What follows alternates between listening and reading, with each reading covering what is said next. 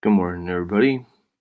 We're gonna get this stream started here in just a minute. I want to welcome everybody who's watching the replay. Leave a comment if you're watching the replay and let us know how you're doing today and where you're from. Anyway, thanks for joining us, everybody. We'll get started here in just a minute.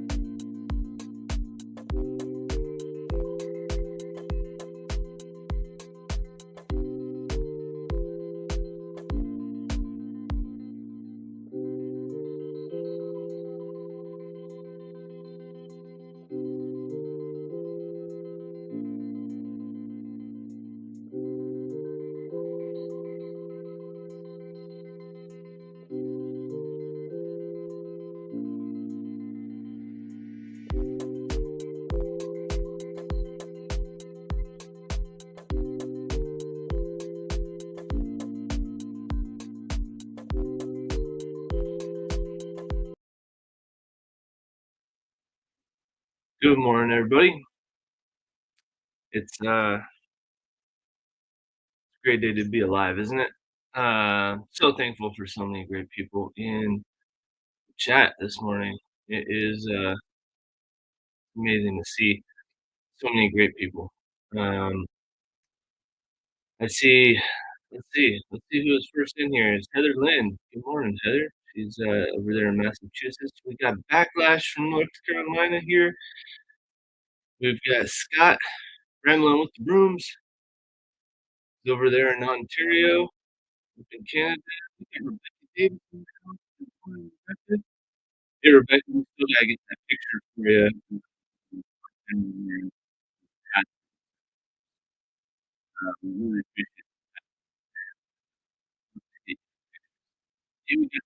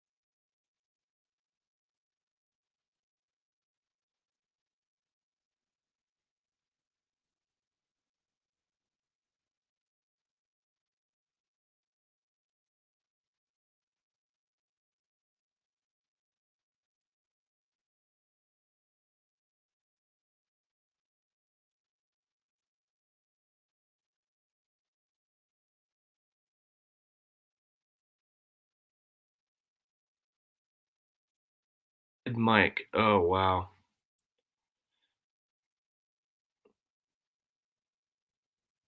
Oh, you can hear me now. Does it sound good? You can't hear me now. Shoot. Well, I don't know.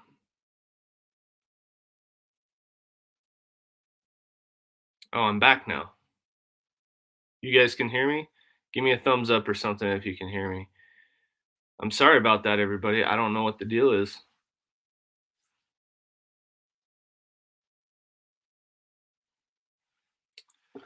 I don't know. There it is. You can hear me now.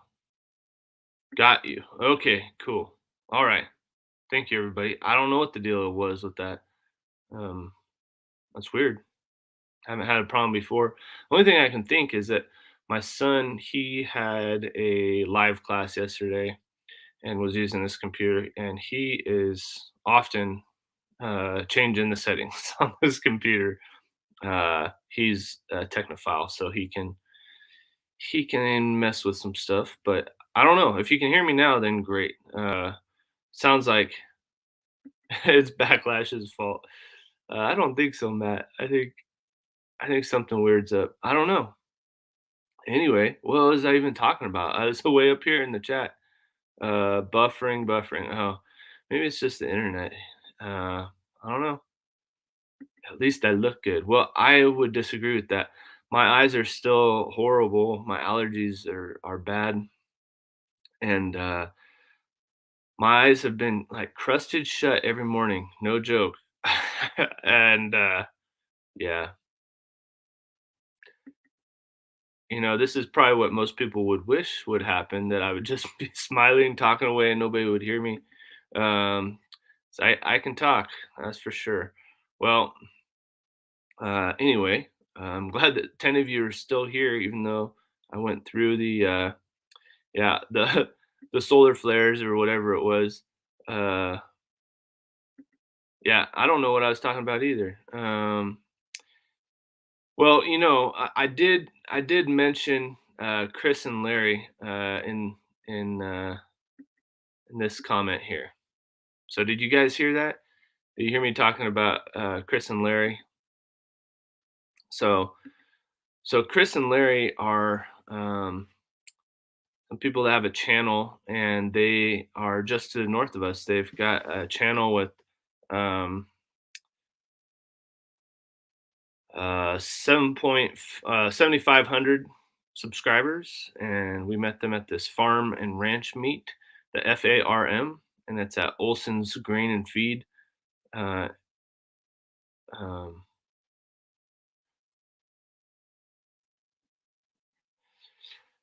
Olson's Grain and Feed, just to the north of us.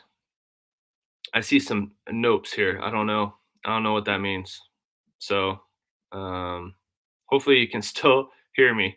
But you went to their channel. Well, let them know. I'll try to pin it.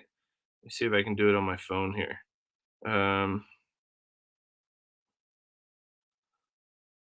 there we go. So I pinned that message so that you guys can go check out Chris and Larry's channel. Let them know that I sent you over there. I'll be seeing them on Saturday. I think they said they'd be at that farm and ranch meet again. But thanks for going to their channel, Scott. It's pretty interesting. They have a bunch of goats. I think 15 to 20 goats, dairy goats, and then they've got um, scovey ducks and chickens, and they have a whole bunch of quail. So you guys didn't hear. Okay, you didn't hear that before. Thank you. I appreciate that.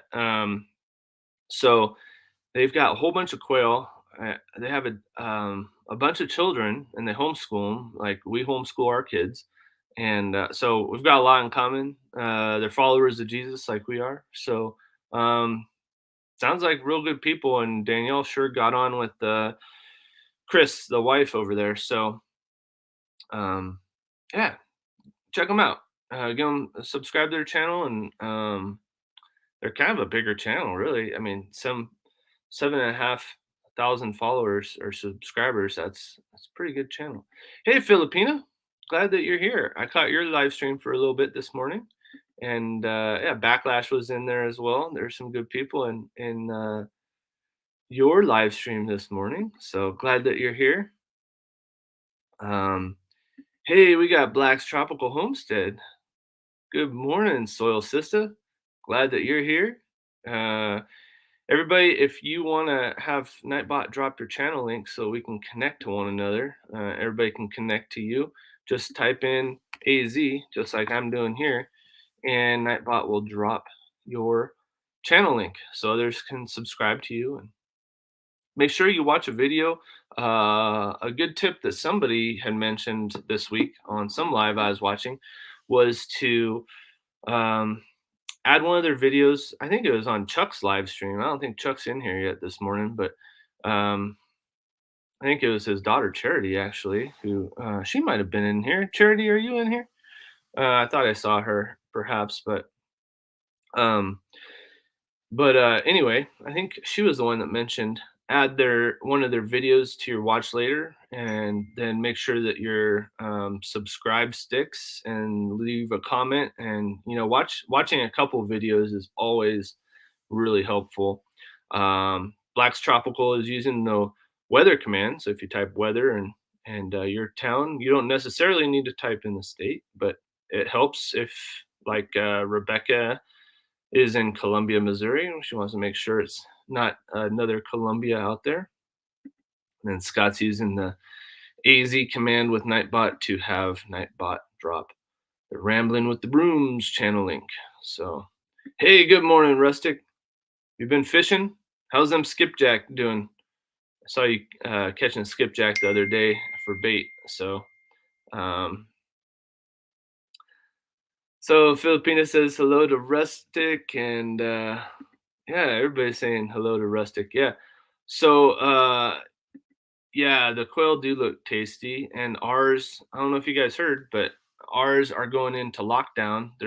We got 50 eggs incubating right now, and we'll be candling and taking them out of the um, egg turners tomorrow. So that's lockdown, and then we increase the humidity and we set them flat in the incubator, and then we wait 3 days, and we should have chicks hatching out. So stay tuned for that. We've been recording a few clips so that we can get get a compilation of the process all along the way of what it's like to incubate the quail, and we'll also be talking about our uh, Barato Real 24. That's what our incubator is called. That's the model, and I like it a lot. Although there's some things to know about the humidity. I know Sherry over there at Black's Tropical. She was struggling with the humidity at first, as we were. So yeah, those quail should be here real soon. So they've got 7.6K now. All right. Well, maybe we sent them over some new subscribers. So hopefully that's the case. Well, it looks like everybody's saying hello to one another, and so excited people are connecting. This is just great. 17 babies so far. Congratulations, Sherry. That's awesome. All the skipjack I have caught have been sold. Well, that's good, Rustic.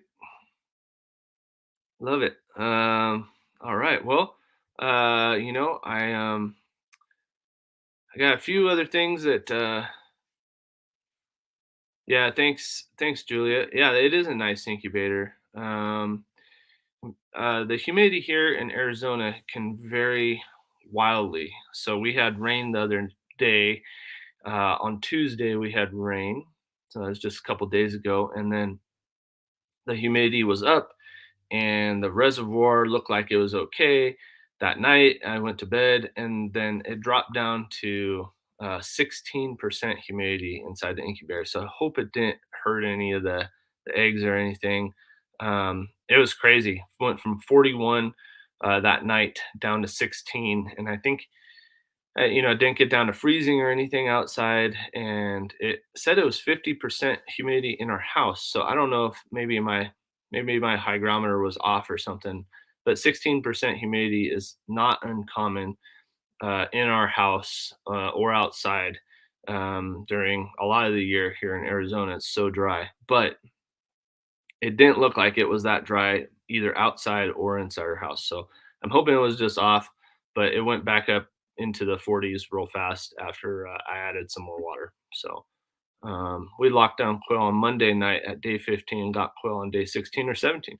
Yeah, yeah. So that's very similar to what we're expecting. You have an order for 700 skipjack to fill? Wow, that's crazy, Rustic. I hope you're able to catch a whole bunch more. Um, there you go. Matt's been on this quail journey ahead of us for a while now. Matt, when did you first hatch? When did you hatch your first quail?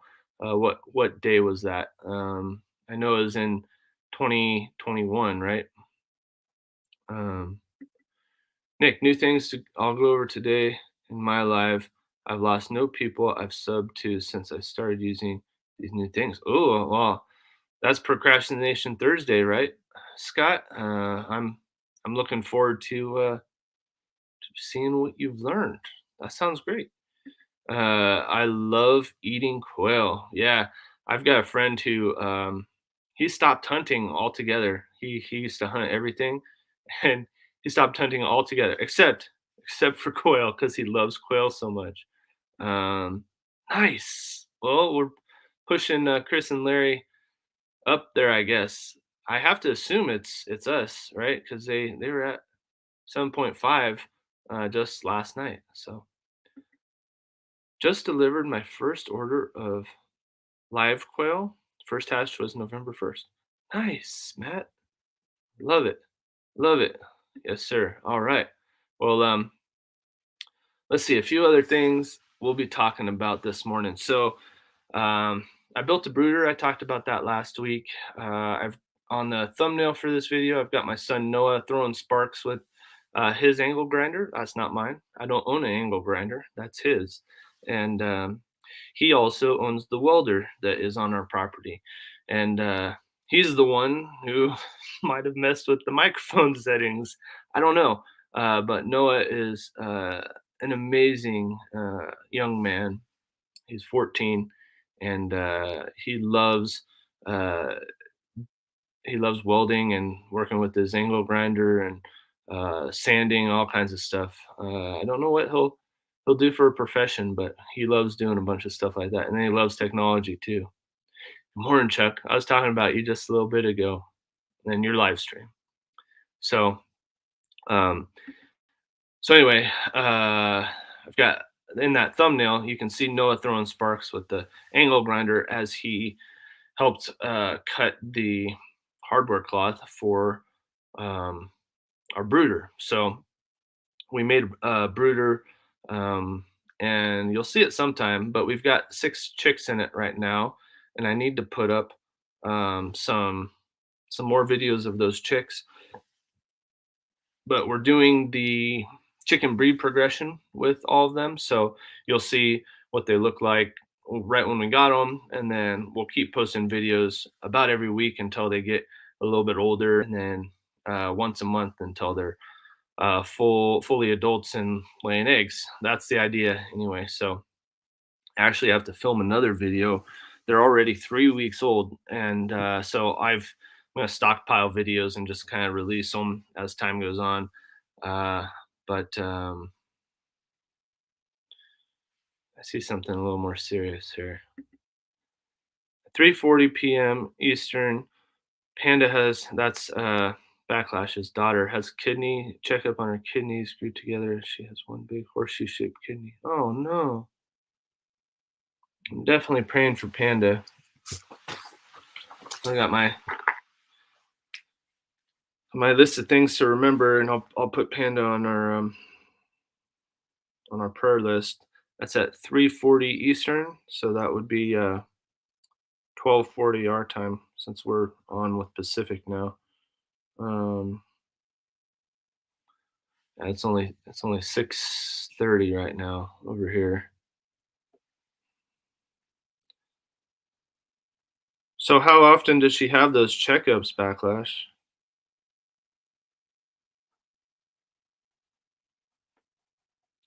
Sorry you guys are going through that with her. Um, we'll be praying. Yeah, everybody, please pray for little Panda over there. Backlash and Coastal Waters' daughter. All right. Let's see. I missed some comments here. Rustic said we don't have wild quail or pheasants here anymore. Coyotes wiped them out. Yeah, that's a problem. Up here in Prescott, we don't have that many coyotes. We hear them from time to time, but um, hunters really keep their numbers down. So it's good. Matt at Grafter Branch says, I'm trying to get to 500 subs so I can post pics. Yeah, with the community tab, right, Matt? And then people can tag you in their community tab too. I remember posting up your channel link at some point, and I couldn't tag you, and I was kind of confused, and I realized it's 500 subs that's required to tag people in your community post. So can't wait to tag you, my friend. Yeah, everybody go check out Grafted Branch Homestead. Matt has a lot going on their small piece of land in New Mexico, and it's all good stuff. If you look at some of his videos he just put up, I think they might have been a short. Correct me if I'm wrong, Matt, but he put up a video just recently. I got pulled off of watching it, I remember, and I didn't get to see all of it, but I saw the beginning of it, and he has so many plants growing inside, and um, they're just longing to be outside, right? There's something like that. That those plants were just really wanting to be outside. Matt's growing a ton of food this year. Everybody, go check out his channel, Grafted Branch Homestead. Julia says, "Sweet Noah, keep up the great work. Just plug back in the mic when you're done with the computer." Yeah, for real. Um, oh, you put the chickens outside last night? Good. Yeah, I saw that they were growing in that video you just put up. Um, all right, Rustic's praying for Panda.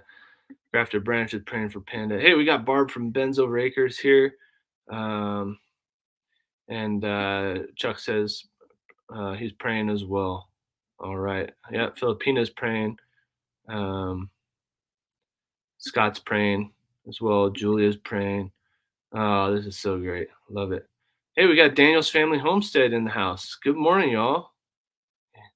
Daniel's Family Homestead's praying for you and yours as well, Backlash. Every 6 months, Panda needs to go in to get those kidneys checked. Okay. Sunshine's praying for Panda as well. All right. Love it. Yeah, Sunshine's waiting to get that community tab too. All right. Let's see here. Uh, Steven at Mr. Boots and Bounty is asking if you had a good service last night, Chuck. And here Backlash is asking for Grafted Branch to type AZ so that Nightbot will drop the channel link for Grafted Branch and he can subscribe. Uh, Rustic thinks that he's close to getting the community tab too. All right. Just got the call. My MRI is tomorrow at 2:45 p.m. I hope to get answers and start the rehab. All right, Scott, we'll be praying for you tomorrow at 2:45. That's Eastern.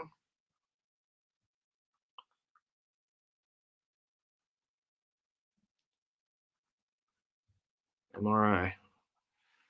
Got it. I got it written down. We'll be praying for you, Scott. I hope you get some answers. All right, let's see. Let's see. Hey, we got Tina Ladybug in the house. Good morning, Tina. Uh, Barb at Ben's Over Acres is praying as well. There we go. Matt. Oh, that's Glenn. Glenn and Jessica. Good morning, Glenn and Jessica. Glad that you're here from Gathered Together Homestead. All right. Chuck says we did, Steven. Just beat the storm. Power blinked, but didn't go out. Oh, that's great, Chuck. I'm glad to hear it.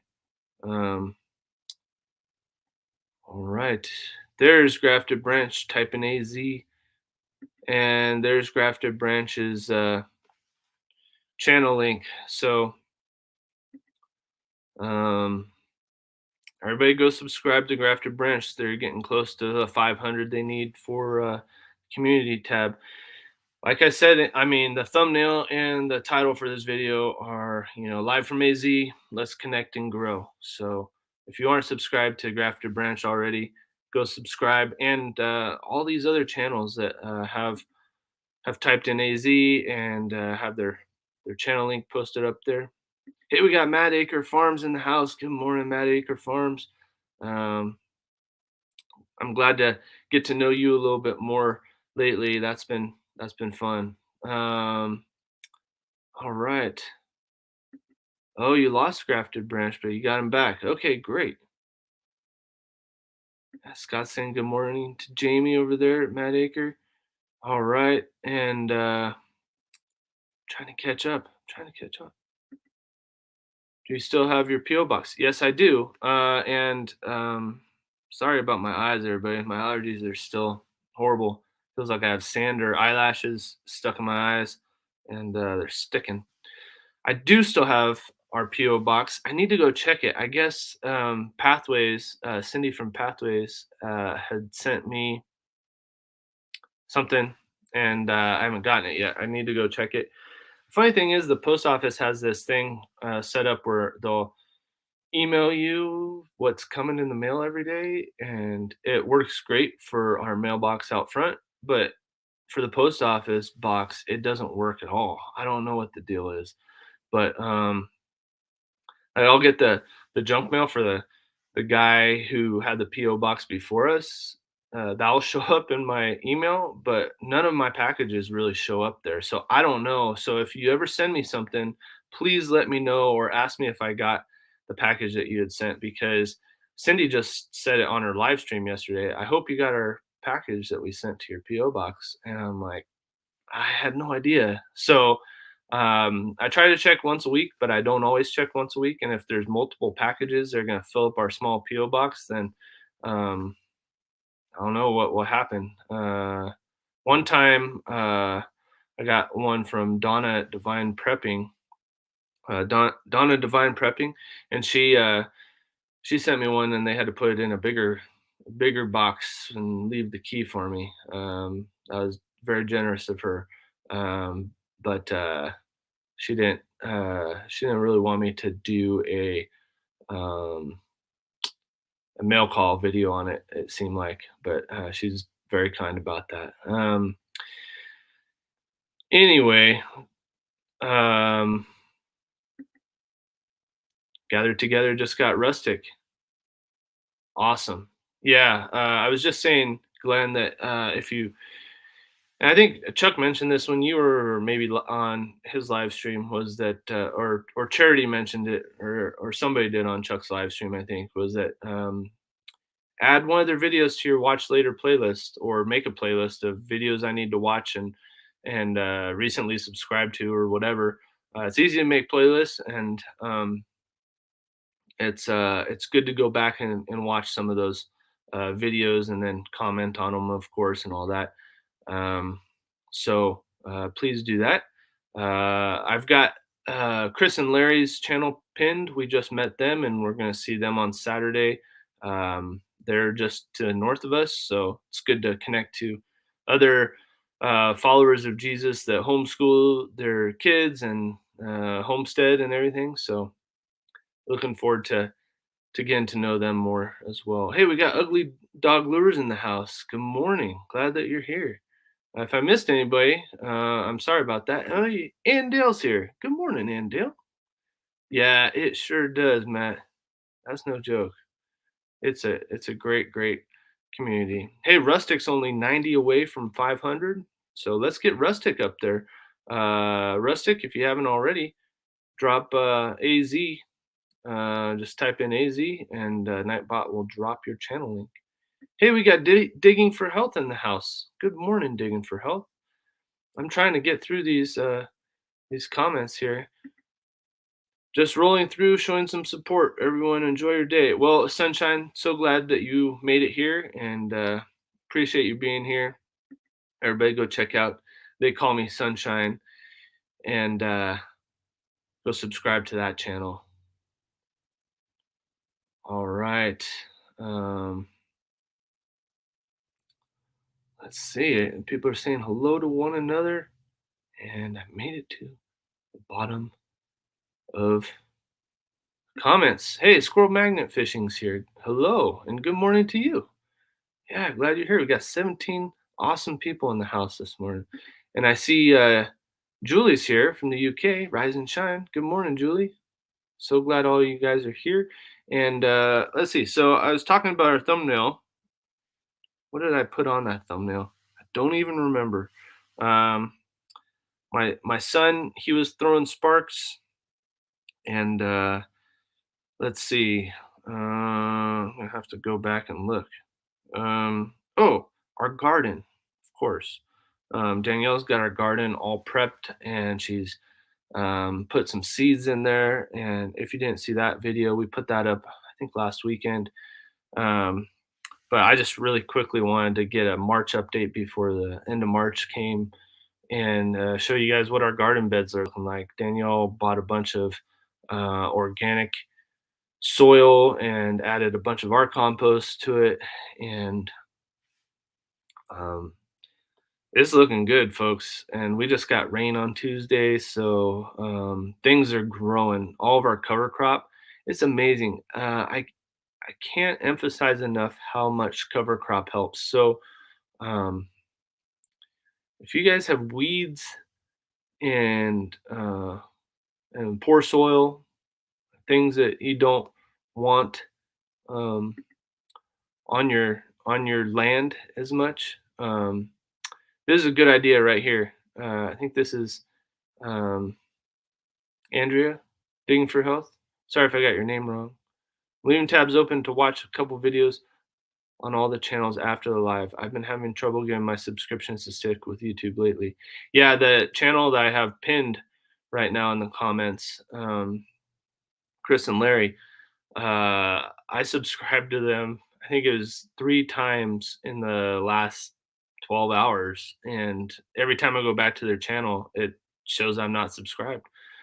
So, and I've watched their video, so I don't know what's up with that. I probably need to leave some comments and keep watching their videos. So, yeah, watch people's videos. It definitely helps. Um, so anyway, our garden is looking great. The cover crop is just going wild all over our property. We've planted it all over for the chickens to have greens and fodder, and we put them in our chicken tractor and move them around. And they're just our layer chickens, but it really reduces the cost of our feed, and gives them greens, really fresh greens, lets them scratch around. And um, so we found that getting wood chips from the arborists or tree trimmers in our area, they usually will dump them for free. That's been huge. Just moving those chips around, and we've also got a chipper shredder, so we'll chip and shred different plant material, especially from our small oak trees that we have. Um, our oak trees are scrub oaks, so they're not real big oak trees, but we'll chip them up and take those wood chips. And if you look at the video I put up of our garden update for March of 2022, you can see in between our rows, those are our wood chips that we've made. Danielle's very particular that she doesn't want just any wood chips. She wants the stuff that she knows exactly what it is to go in our garden. And that's what we walk on, is those 12-inch paths that are made from the wood chips that we've chipped up from our oaks and other things around our property. Um, Trying to keep up with the comments here. I got it, Andrea. Great. I'm glad my memory is working this morning. Um, I go Rustic saying good morning to Ugly Dog. I love it. Matt Acre Farm says your garden's looking awesome. We did cover crops last fall. So interested to see how they do for our market garden. Yeah. Um, well, I'll keep talking about that because I really can't mention it enough. Get a small bag of cover crop. It doesn't matter what it is. We found a bag of kind of mixed seeds that was marketed as a cover crop, and it had peas and vetch and triticale and I don't remember what else, clover. Um, anyway, we just broadcast seeded it, just threw out the seed all over the property, either right before a rain or right after a rain. And the stuff just took off. It's better if you can rake it in or whatever. That's the best. But you don't need it just in your garden. It really helped with our garden for sure. The roots get in there and they break up the clay soil and everything, and it adds tons of nutrition to the soil. And then you can kill them off or you can tow them under. Some people like to tow them under. We do the no dig, so we just you can kill them off with cardboard or a tarp or something like that too, and then they die in place, and you can plant right in them as well, or you can just cut them off at the base, and they might regrow. But we tend to mulch with um, compost and potting soil. So um, if you cut them off and then you build up the bed, so it's 3 to 6 inches tall of soil and compost and all that. I'll tell you what, that will decompose under there and it'll be such fertile soil. So that's what we did. Uh, our um, our first year on the property, like Matt Acre Farms is talking about. To see how they do for the market garden. So our garden is about 15 by 30, something like that. It's probably more like 16 by 32, but it's not a huge garden, but it's pretty decent size. We got quite a few rows in there, and it definitely helped out. And we've planted or broadcast seeded, like I talked about, that cover crop seed, a variety of different cover crop seeds by now. Each time it rains, we'll throw more and more of that seed out there. And now our native weeds are kind of getting suppressed by the cover crop plants. And the if you don't know what you're looking for, some of like the triticale, we thought it was just some grass, some native grass or something that was growing up until it comes up with the head. And it looks like triticale looks it's like kind of like a wheat head on it. And then we also had straw bales that were all over our property, and we threw those down mostly so that the dogs didn't get mud on their paws. And there were seeds in there, and that's fine. Wheat's a cover crop as well, so we got wheat seeds and coming up, um, and what's amazing is that cover crop, we just left it there and let the chickens eat at it, like I was talking about, and then of course the chickens leave their manure all over the property, and that helps with the fertility as well. But what's amazing is that um, this is most of these cover crops are acting like perennials here in our zone 7B. So they'll die back in the winter and we'll think, oh, they're probably dead. Some of them stay green and everything throughout the whole time, but they slow down their growth a whole bunch. And then the chickens will come by and eat them, and they'll just stay real short and look like they're just dormant or dead. And then as soon as it starts warming up, right now, everything's just popping, just going crazy.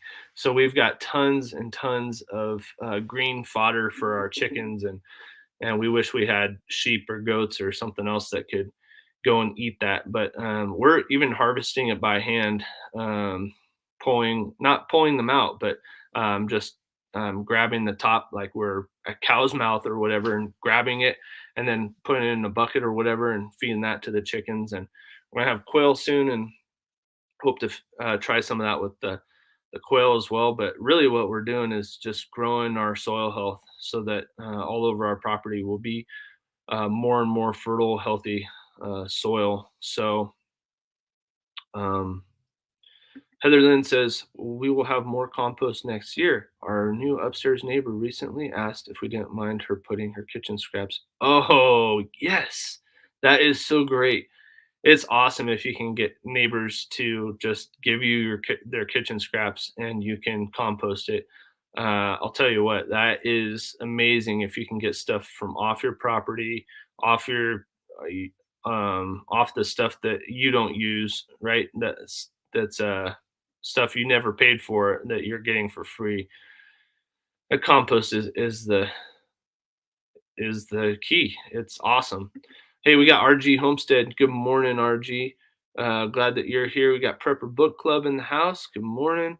I'm really behind on these comments. Off the Wall Preppers in the house. Good morning. Thanks for stopping by. Yep, I know how it goes. Well, I really appreciate you sharing it out on the community page, Off the Wall Prepper. Yeah, that's much appreciated. Um, all right, let's see. I'm sorry if I missed anybody who came in here and I didn't see it. That's exactly our goal, to have the cover crop beat the weeds.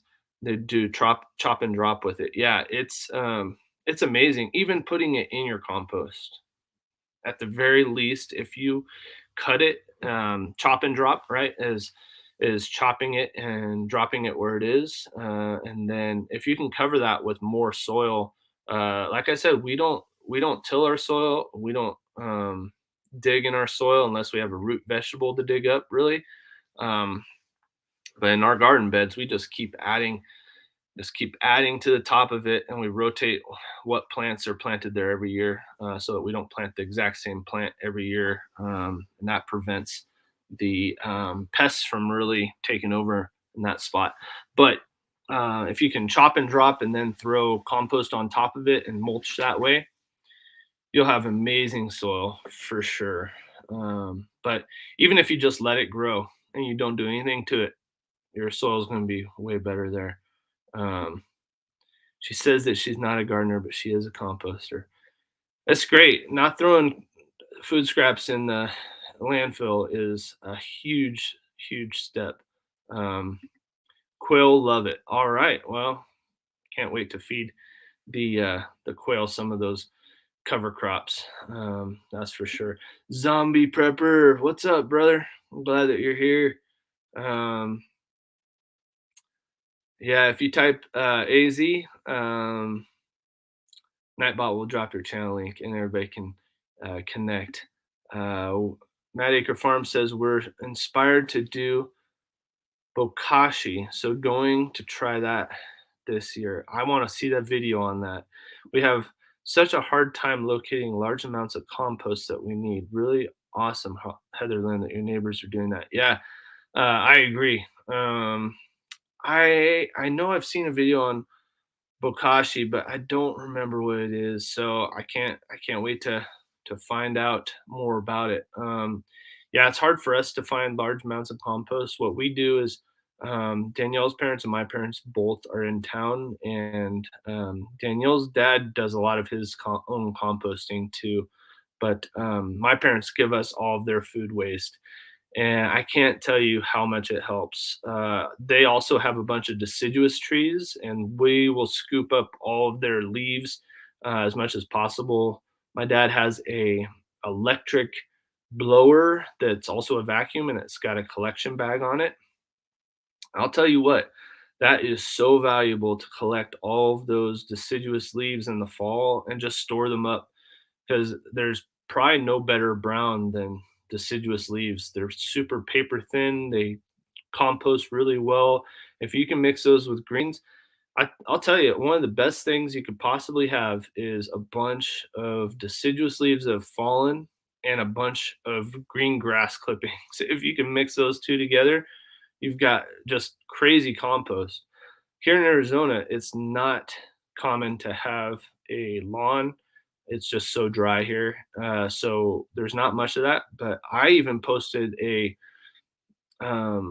ad in the free section on Craigslist and an ad on the farm and garden section. And I posted a picture of grass clippings I found online. And I said, hey, if you got grass clippings and you don't put down any kind of herbicides or pesticides, I'm interested in taking your grass clippings off your hands. Just leave them in a bag out front and I'll come and get them. You let me know. And I had a guy who he was serious about it. he mowed his lawn every 2 weeks, and he had two big trash bags of grass clippings. And I picked them up, and that built our compost real fast. We actually had too much greens in there after not very long, so I had to stop. But things like that, if you can think outside the box, and there's people that collect their leaves and they're taking it to the dump, yeah, I mean, go and get it, but you do have to be careful, and you have to trust people that they're not putting pesticides and herbicides there if you're doing organic gardening, which is what composting is, right? Um, all right, let's see. Um, Never knew how aggressive the baby quail were to each other. I can't stop watching them. Well, I hope that they're going to be kind. I've seen some people have to cull the quail that get really aggressive because they will pluck each other's eyes out and pull each other's feathers and all kinds of really crazy, sad stuff. So, oh, Matt says, yeah, quail can be very aggressive towards each other. Yeah, that's the number one thing that people have told me when I've watched their videos and stuff has been that the quail being aggressive is something that they don't stand for. They just get rid of those ones. Those ones go on the table or they go to freezer camp, so to speak. So our local landfill sells compost. Yeah, that can be really good, Zombie. We had a really bad experience with the compost in San Diego when we lived there. We got some of their compost, and but it was free compost. So take that for what it's worth. But they were giving away compost at the landfill. They had their whole section where they collected our greens. We had a trash can for greens, and we sent that off to the landfill. We didn't do that for very long because we started composting it ourselves. But all of our neighbors would send it to the landfill, and then we get free compost. And we figure, well, that's great. They do all the work for us, and then we just go pick it up. Well, we had all kinds of weird stuff in there. They didn't have any kind of QA on it, so the quality was poor. It actually robbed our soil of nutrients in some cases. I mean, we were finding all kinds of weird stuff in there, from nails and screws to plastic and just weird trash stuff, that shouldn't be in there. And and then some of it actually killed off our plants. So I think there's herbicides in there. So anyway, just word to the wise that sometimes you can buy some really good compost, better than maybe you can even make, but sometimes it's not, like anything. You kind of get what you pay for. So no one else in our building adds compost to our compost bin in our building so far. Well, Heather, lead by example, and someday people will realize what's going on, and that it's worth it. Um, all right. Oh, hey, Tiny Tim's here. Good morning, Tiny Tim Posey. Glad that you're here. When composting, do you use a drum container or just a big pile? So we have both, Backlash. If you sort our videos by views, you'll see that I think our second highest view count video is a tumbling composter that we have that I reviewed. It's called the Hot Frog, and it's got two sides to it. It's got a divider down the middle, so you can add to one side, and then when that gets full, you start adding to the other side. And while you're doing it, the first side will start breaking down, and it's really cool because you just can rotate it, and it's like a horizontal drum basically, and that both turns the compost and it adds oxygen into the compost, and so that really helps.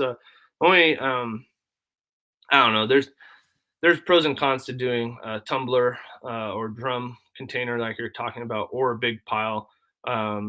The biggest benefit with the drum is that you can easily turn it and oxygenate it, and you do need to turn compost usually. But if you even just leave wood chips down on the ground and you come back just a few months later, the ground underneath those wood chips is just amazing soil. So if you don't do anything else, just pile some organic material, which is wood or grass clippings or whatever, right? Any kind of brush, any of that, just pile it up, and it might look like a eyesore, but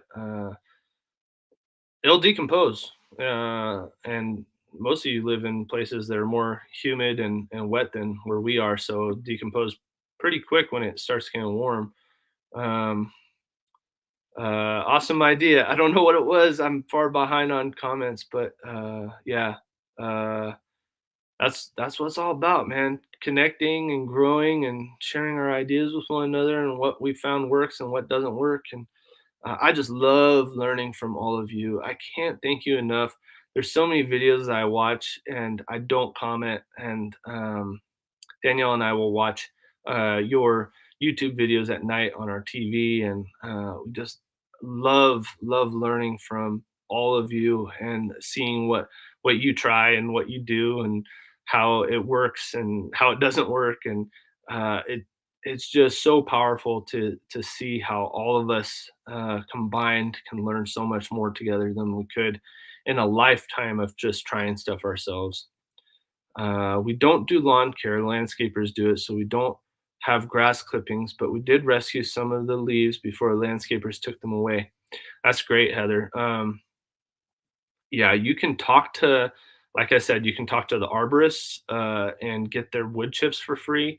Those are good browns, but they're a little bit coarse usually. They throw them through a wood chipper that breaks them up into pieces that aren't as big as your hand, but they're maybe 3 finger widths, big in some spots, and that takes a long time to break down. But you can still throw that in the compost, and it will break down eventually. One of my biggest suggestions is to make a sifter, and then anything that's bigger, you can even make it out of chicken wire if you wanted to.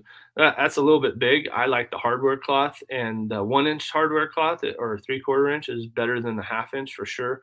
But even so, even if you have a half inch hardware cloth, you can just make a wood frame or even just use a piece of the hardware cloth, and you can pour stuff through it and kind of shake it and sift it out, and the stuff that comes out on the bottom is fine and ready for the garden beds and or the pots or whatever you're growing in, and the bigger stuff you can just throw it back into the compost bin. We've done that over and over again, and it'll all break down eventually. Um, but yeah, it's a good idea to ask landscapers or arborists for their stuff if you can trust them. If they are always spraying stuff, I'd stay clear from that stuff. Quail poo makes excellent compost. Yeah, we are looking forward to that because those trays, that will make it pretty easy to get that into our compost. Um, all right. Well, I've been yapping a whole bunch here. Matt says keep the quail cage very full and they're less aggressive because they don't get territorial. 3.5 birds per square foot. Now, are those jumbo birds or those regular size quail, Matt? I want to learn all I can. And I think jumbos, they were saying 3 birds per square foot. I could be wrong. Let me know if you're still in here. We ended up getting a truckload that was certified organic. There you go. It's not going to be cheap. No way. In fact, Danielle and I even thought about if we get big enough property, we might go into the compost business and just make ourselves some compost and end up paying for our tractor somehow.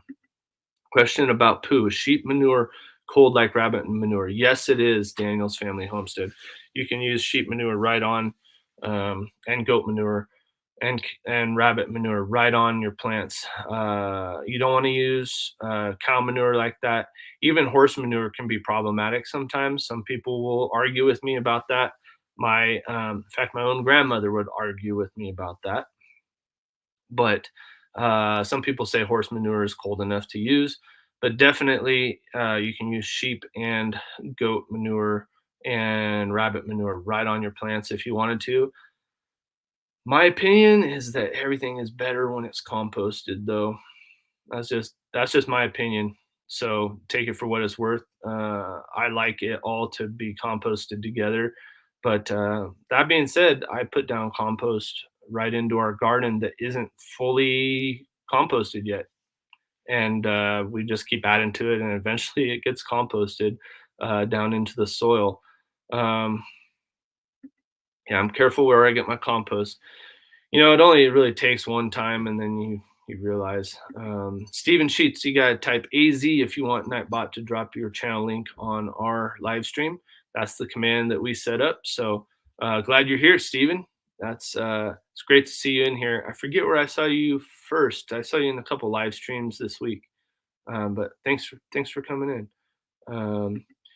We buy organic soil products even though it's more pricey. Yeah, same here. Costco, I don't know if in your town, for all of you, but in our town, I should have done a video on this and I apologize for it, but they had their organic soil is made by Miracle Grow. Don't let that put you off. They make organic products as well, and it doesn't have Miracle Grow, the typical Miracle Grow fertilizer in it. It's organic. They sold that soil at Costco for half the price of anywhere else that we could find organic soil. So we bought a bunch last year, and we bought a bunch this year to add to the soil. Um, let's see here. I missed a comment. Oh, okay. Um, all right. All right. All right. Heather says our compost bin was a metal one from Home Depot, 4 fence sections put together. My husband made a new one out of pallets this fall. It has 3 sections. Nice. Yeah. Um, yeah. Compost bins are great, especially when you can keep them in there.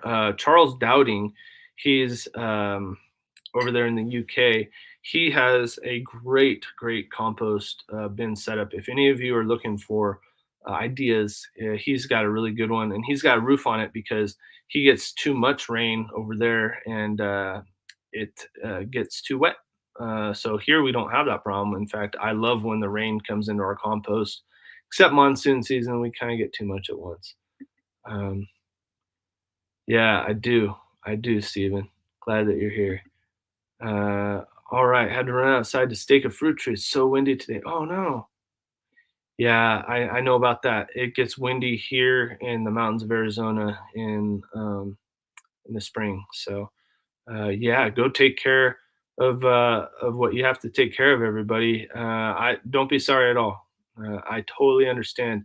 Um, That's for sure. Good morning. I've missed anyone listening, getting work done while watching the quail hatch. Yeah, Sherry. I love it. I love it. I can't wait till we're there. We're like probably a week behind you. So it's so excited. I think you got yours from my shire, right? We got ours from Southwest Game Birds, and we got the jumbo brown quail. So yeah, we're excited. Yeah, thanks, Barb. Um, Learn a ton from you, Black's Tropical Homestead. Yeah, yes, indeed. Same here. Uh, Learning from one another. Three three jumbo quail per square foot. Yep, that's what I thought. Okay. My husband wants to make a sifter. He didn't like the price of the hardware cloth, so he has. Oh yeah, Buy Nothing Facebook page. Yeah, that's a great point. We're part of the Buy Nothing Facebook page as well, and we check the Craigslist free section. I check it probably once a day on average. Probably. Found great stuff there. Great stuff. And on Craigslist, I found two galvanized trash cans for our chicken feed lately for two for $15. It's a good deal. Hey, Glenda's here from Grace and Fire. Good morning, Glenda. All right, Matt Acre Farms. Yeah, thanks for coming in. Have a great day. Yeah, I'm doing pretty good. My allergies aren't the best, but it's all right. Hey, thanks, Rebecca. I appreciate the support over there on Facebook.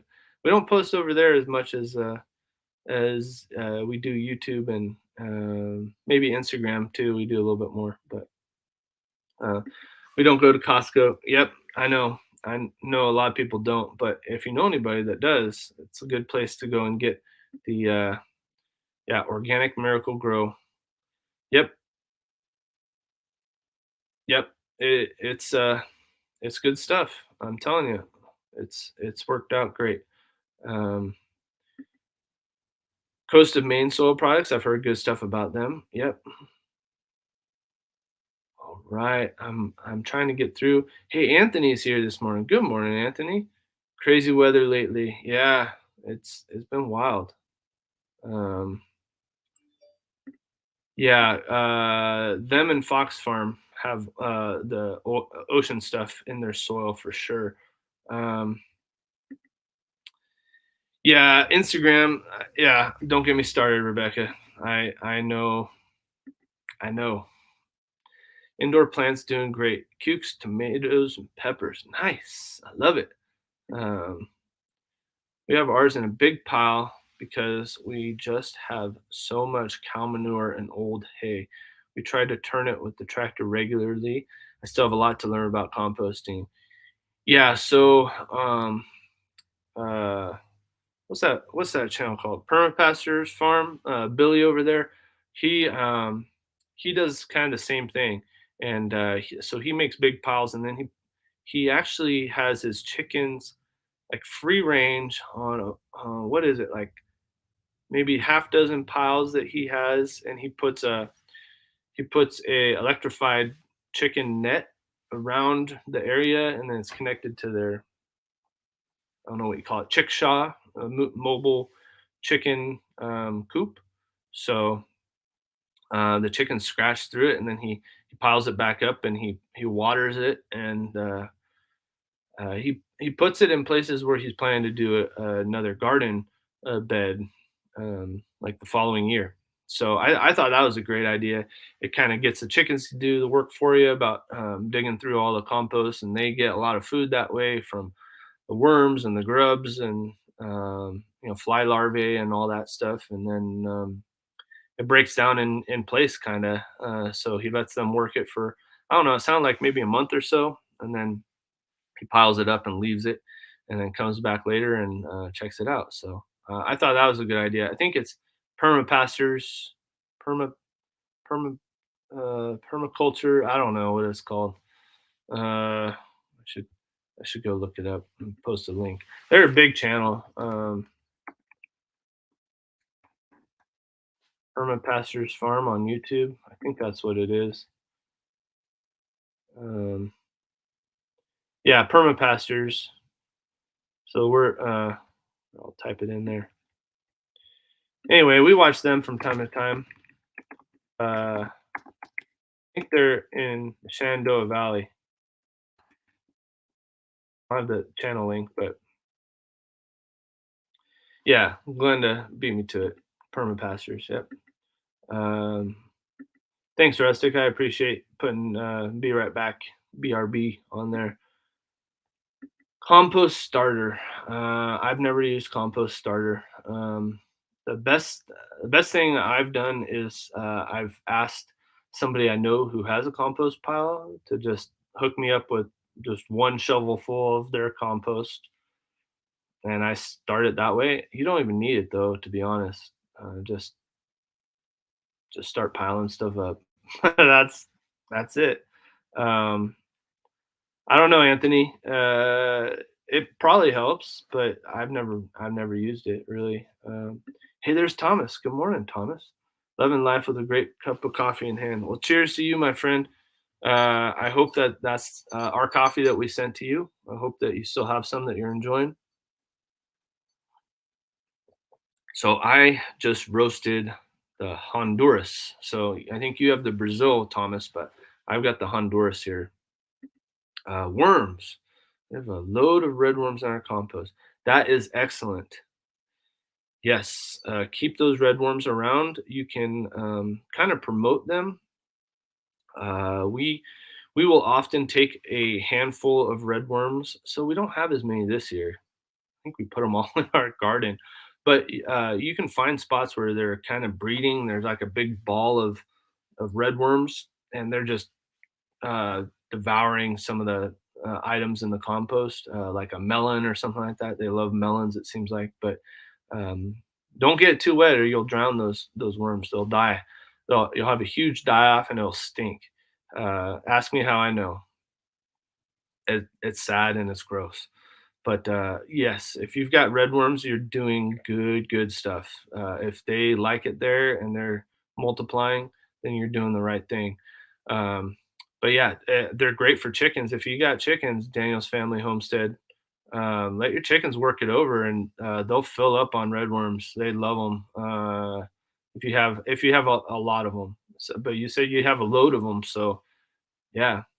Hey, there's Chris and Laura from Hedgehog's Homestead. Good morning, you guys. Hope everything's going well for you on your big property that you just got. Um, yeah, I love that you guys moved out of the Portland area, and you're living life on the big land out there. Um, I have a big raised bed with two compost bins in the middle. No hog, no hot stuff goes until the fall. But wow, my garden is thriving. Just keep adding stuff. Yeah, exactly. You can compost everything, by the way, just everything. Um, People say don't compost bread, don't compost oils, don't compost meats. Um, you can compost it all, uh, but you have to have a big enough pile, and you will have scavengers digging through your pile, whether that's your own chickens or rats or possums or raccoons or you name it. If there's goodies in there for something to scavenge, they will. So that's why people don't recommend putting meats in there and breads and oils. Um, yeah. So yeah, man, get those red worms from a bait shop. Absolutely, you can do that. You can also get black soldier fly larvae. That's a really good way to go. They're really high in protein and calcium, so they're good for chickens and quail and ducks and geese and all that too. So, hey, what's up, Cody?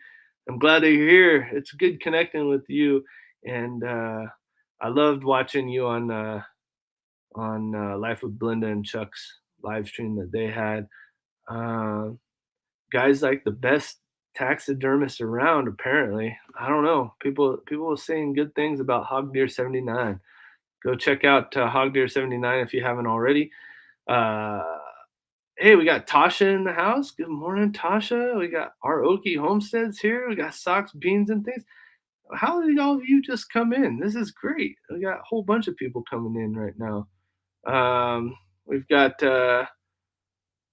We've got Ann Dale here still. Anthony Gabby's here. Uh, Her keeps growing old cars.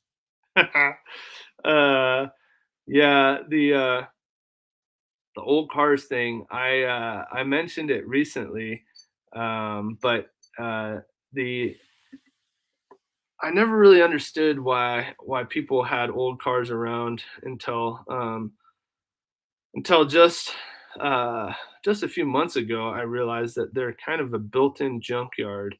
Um, I'm I'm having to check on something here for a second. There's a if you need to drop your channel link, just type in AZ, and Nightbot will drop your channel link for you. Um, all right. Uh, when there's a death on the farm, we compost it. Yeah, Joel Salatin over at Polyface, he talks about composting pigs, whole pigs. Just puts them in this pile and covers them up with the tractor, and they compost pretty quickly when you have a hot compost pile. Like I said, it just depends on the size of your compost pile and what kind of scavengers are around. Um, Sometimes you're inviting things onto your property that you might not want to. I thought of becoming a taxidermist. My friend told me to stuff it. That's a good one. So, Anthony, do you know the difference between a hunter and a fisherman? I've shared this joke before on a live stream, so if you know it, don't say the punchline. I'll give you a second, Anthony. If if you know the punchline, go ahead and type it out. Um, let's see here. 7:17. I'm gonna be going until 8 Pacific, so we'll keep this thing going. We got 25 people in the live stream this morning. Oh my goodness, I'm so excited that everybody's here. You're stumped. Oh man. All right. The difference between a hunter and a fisherman. One lies in wait, and the other waits and lies. So there you go. That's one my son got from somewhere, and I love it. I love that one. I have it posted. I don't know what you're talking about, Rustic. I'm sorry if I missed it. Oh, you're talking with Hog Deer? Oh, nice. Okay, I see. Hog Deer 79 is a special guest on my show on Sunday night. All right, can't wait.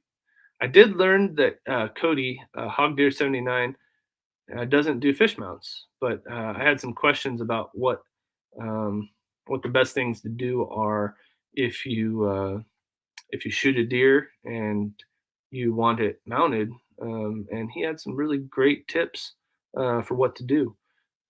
So I thought that was great. And then he had tips for what to do with the fish too, if you want the fish mounted. But apparently he doesn't do those. Love it. Hey, thanks. Oh man, chat just totally jumped on me here. Um, uh, Thanks, Cody, for saying to hit that like button. Appreciate that, everybody. I'm gonna see what the weather's like here. It's a really fun command I set up on Nightbot. Um, if you just type weather in your town, sometimes you need to type the state if there's multiple, like Portland, Maine, Portland, Oregon. Um, about to set up my pool.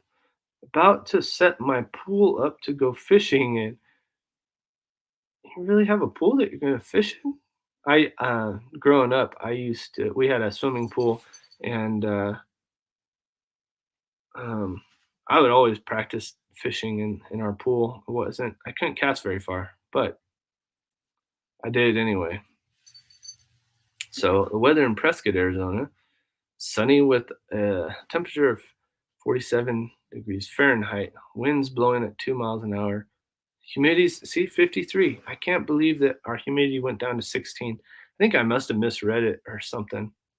Uh, kind of like bringing an old car home, you wait and you lie. Oh dear, Anthony. You better be careful there, sir. I hope you don't get into too much trouble bringing more old cars home. If you got old square body Chevy that's got a 350 small block in it, you let me know because I am gonna be waiting for one of those sometime. I'd love if it was a like a K10, K20 with 4-wheel drive, but I uh, I might just settle for a 2-wheel drive. Um, Nightbot's gonna give Siri and Google a run for their money. Yeah, it's a good way to set up different commands. That's for sure. We got rain up here in Pennsylvania, huh? Um, yeah, I don't know if we're supposed to get rain again. Cooled back off. I love fishing right before it's gonna rain. Seems like that's always the best time. Even while it's raining, I've caught a lot of fish before. I haven't fished in forever, says our Okie homestead. Landlocked and prefer saltwater fishing. Get desperate sometimes and do freshwater, but prefer to catch garfish. Nice fighters. Yeah. So growing up in San Diego, I did a lot of ocean fishing, and yeah, garfish. We'd get into barracuda a lot, and they can fight. And you don't have a steel leader on there. They'll often cut your line. But yeah, I miss saltwater fishing too. We're landlocked here. Um, oh no way, Cody! Your dad used to throw carp in your pool. Um, so we can bow hunt carp here. Bowfish hunt carp. I haven't done it yet, but I'd like to. Um, and you can spearfish carp too. There's a spearfish tournament at Lake Powell every year, I think, where they go and they get carp, and I guess they can spearfish striped bass too, but they're harder. I did some spearfishing in San Diego, and I'd like to get back into that. I sold all my gear when I moved to Arizona, however. Um, all right. People are checking out the weather reports. Um, let's see here. Bow fishing is a blast. Hope to have a bow fishing video later this year. Oh, great. Well, I've seen people do a lot of bow fishing in Florida, but not too much in the rest of the country. So I'd like to see some other videos, like in Texas. So much as I don't want to leave this chat, I must go to get to chores. Thanks, Nick. I'm going to mail you some cool seeds. All right. Yeah, Matt, you know what? I still need to go and send out our thing that we're going to do with all the seeds. So, um, yeah, I've, um, I've, I've lingered on that for way too long. Um, let's see here. Do one other thing.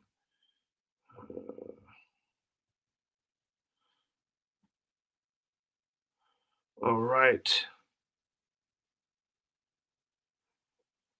Thank you, Nightbot. Glenn is thanking Nightbot for posting up the channel link. So I need to do a video on how I set up Nightbot. Um, it's pretty cool. Uh, so Nightbot is um, it's not really a channel. They have a channel, but sorry about my eyes, everybody.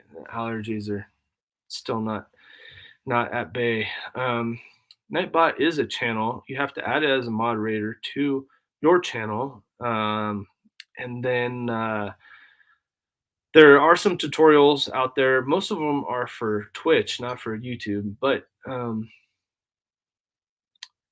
it was a little bit hard for me to figure out at first, to be honest. I do some computer programming, and even for me, it was a little bit challenging. But you can set up some commands like AZ. It was one I chose to have it drop people's channel links, right? But you actually go to the website for Nightbot and you log in with your YouTube login, and then um, yes, yes, it Nightbot is an auto moderator as well, so you can set it up to time people out. I think it timed someone out earlier today for I don't know, they're posting up links too fast or they're doing something too fast.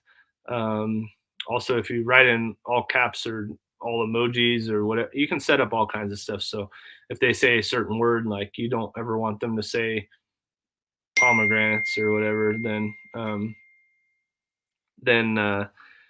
yeah, it's one of those things that you can set up kind of whatever you want it to do, and it's good. It's a good tool. I set it up, and then honestly, I haven't touched it since. But I did set up the weather command. I found that out, and I haven't found very many people that have that command. It's pretty cool. But I'm just overwhelmed with all the people in the chat this morning. You know, it's so great. I love that every one of you are in here. Nightbot is very evil. I don't know about that, Scott. Um, I put the metal grinder. Well,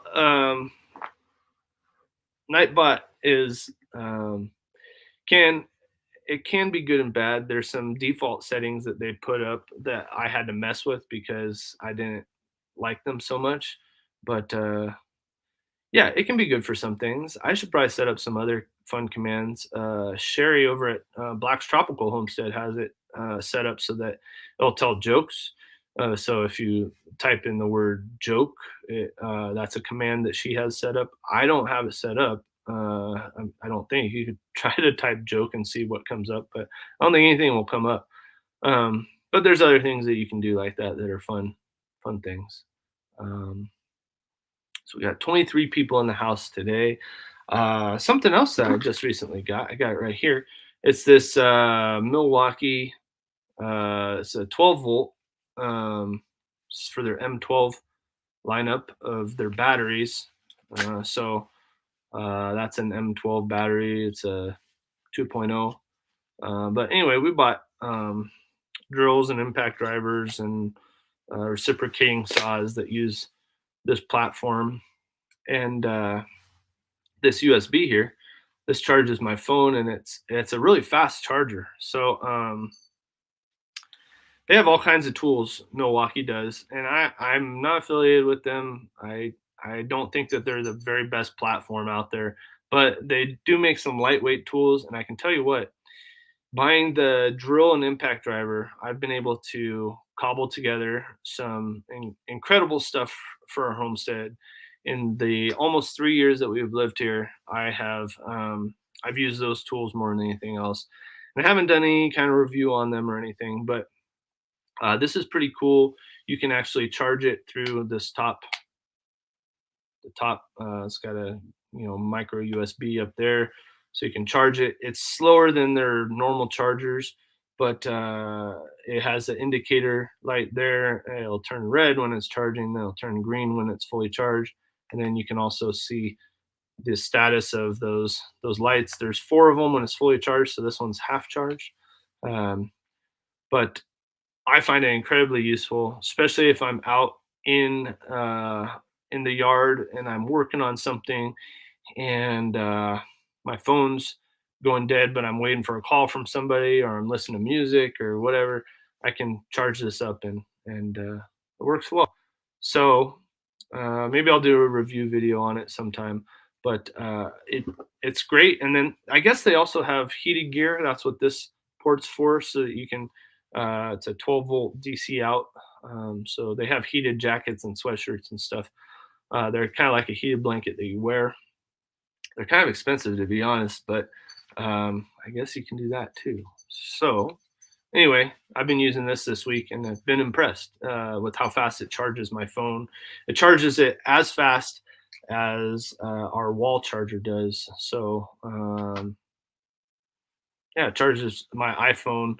I don't know, in a few minutes, it's up, 10-20% real fast. So anyway, I'm not sure if anybody's interested in that, but that was something I just had right by the desk here and figured I'd share that. Um, Batissimo is better, in my opinion. I had it telling jokes. Well, I don't know because I haven't tried Batissimo, but I do see that people um, use that and they like it, so that's great. I might try it someday. Um, I'm just joking, buddy. Nightbot, Battissimo are sisters, and both have good points, and they both have bad points. Yeah, I agree. I haven't used Nightbot a whole lot, but I did want to set up that AZ command so that people could connect to one another's channels in the live stream because that was important to me. Back, someone was at the door. Yeah, no problem, Rustic. I understand that completely. Well, yeah, that charger is a good piece of kit. I like it. If I didn't have the M12 line for the batteries already, I wouldn't have purchased it, to be honest. But it's a great charger, and I already have three of these batteries now, so it makes sense. I just keep those charged, and if I'm using them already, my phone is a critical piece of equipment for me. Then I want to be able to keep my phone with me and have it charging rather than being inside and charging. So that's that. Hey, Ultimate Acres is in the house. Good morning, Ultimate Acres. I'm glad that we gained your subscription. Thank you for being here. And if you want to type AZ, Nightbot will drop your channel link. Just type AZ um, and then we can connect to you. We can subscribe to your channel too. I don't know where Alice Cooper lives, Anthony. I wasn't aware that Alice Cooper lived in this area, but if I see him around, I'll let you know. There are some famous people in our town.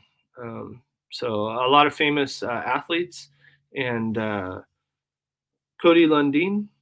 Any of you know who he is? I think I'm saying his name right. Anyway, he lives here. I've seen him in town before and said hello to him.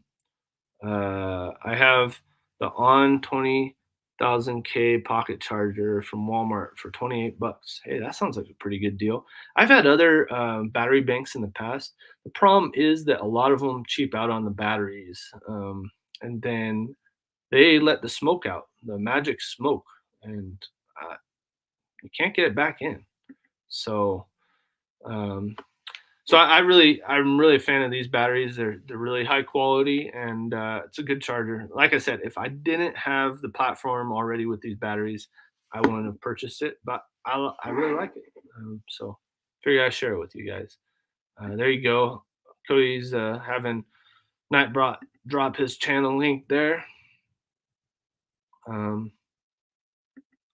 I had no idea the community on YouTube for all these years, most watching done from TV. So I'm new to how all of it works, even though I'm not new. Yeah, I was the same way until October. And then I started connecting to the homestead community on YouTube. And then I connected to the fishing community on YouTube. And I found out that they kind of cross pollinate, so to speak. There's a lot of people that are into fishing and hunting, and they're into homesteading and kind of self-reliance stuff, and I don't know, prepping and all that, and it's all interesting to me. Our thing is growing our own food, growing the highest quality food we possibly can, and trying to save money on that, because highest quality food that you can purchase is super expensive, super expensive. And for years and years, we just figured, well, that's worth it to purchase it. But wouldn't it be great if we could grow it ourselves? If we could have our own animals? If we could do all that, and we're starting to. We're on this journey now, so it's cool to connect to so many great people, learn from them.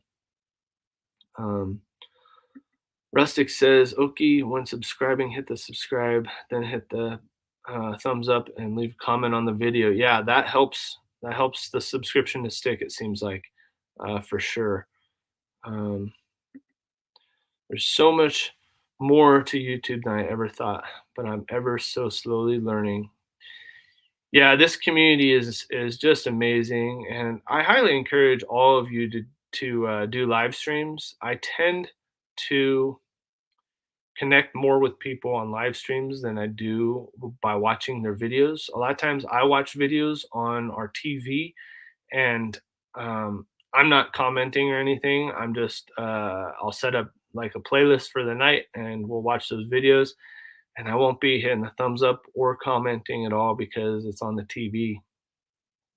And it kind of stinks, really, to be honest, because I love to show more support to these channels, but I'm watching the full video pretty much every time on the TV. It's rare, unless our internet goes out or something happens with our TV. It's rare for me to not watch the full video. So I guess I'm supporting them in that way. But um, when a live stream comes up, I almost always drop in, and a lot of times I say, "Hey, I can't stay. I wish I could. I got something going on." And anyway, I like to say hello at least, so people know that I'm watching. And sometimes I'll I'll just um, let it run, let the live stream run, and I'm listening, but I'm not commenting. I'm working or whatever, and often I'll put on headphones, and then if I have a work call or I have something else, take the headphones out, just let it run, and then I'll take my call or go to the door or you know whatever, go eat lunch. But um, live streams are great. It's how I connect with people best, and that's just me. Um, yeah, off grid, homestead, garden, farm, hunting, fishing, all of it. Yep, yep, yep, yep. I agree. All right, let's see. Hey, miss any other comments? Anthony says my son has used the B&D batteries for the kids' Power Wheels, cheaper. B&D. I don't know. I'm thinking Black and Decker. Um,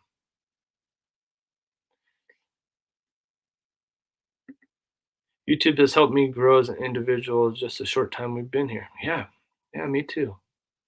Trying to set up for lives. I want the computer room finished first. No way. Just get started. To tell you guys the truth, I don't want to admit it, but I'm just sitting on the ground. I got this tiny little side table right here. It's just barely wider than the computer. I just have this computer hooked up to a charger on the wall, and I'm in a spare room. That's our office. This is our bed right here for our guests that come over, and I'm just in the corner of a room. It's a very small space. I probably am taking up maybe uh, I don't know, 16 square feet right here.